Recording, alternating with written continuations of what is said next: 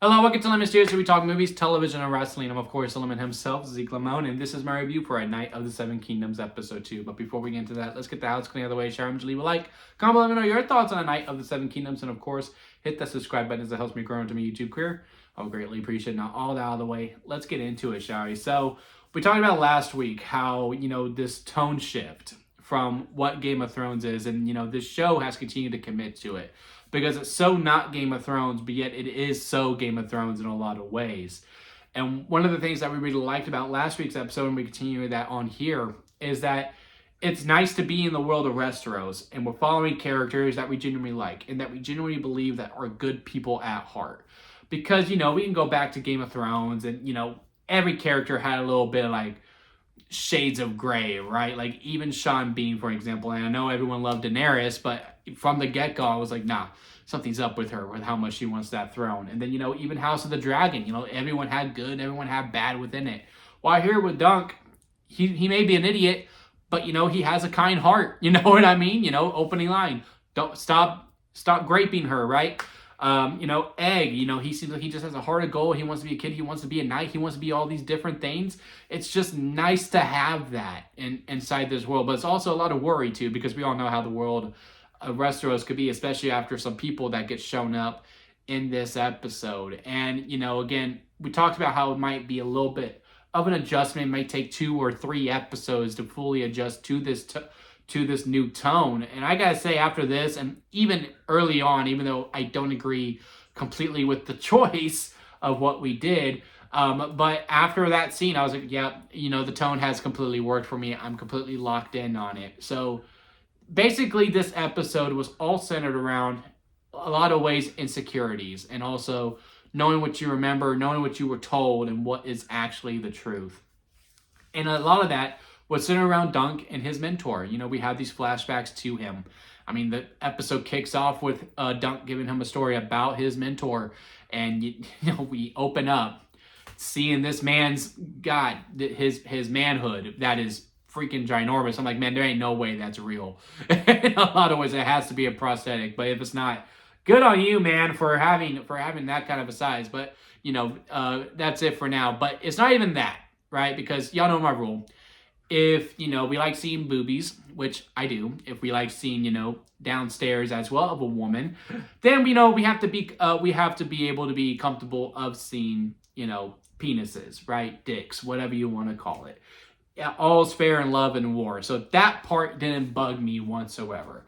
What bugged me is kind of what we did with episode 1, because in episode 1, I didn't feel like we needed to see the guy take a dump.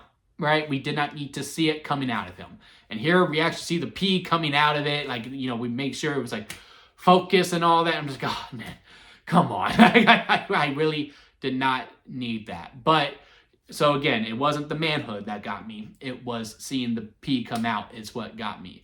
But I do kind of admire that they did make sure to show it, because it really did feel like that was the only thing this guy had going for him.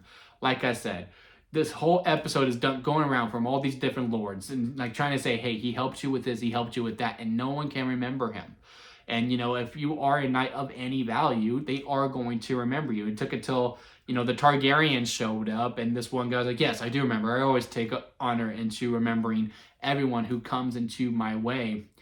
And he's just kind of sitting there thinking, and he comes out with this story like, yeah, no, he kind of sucked. He never won.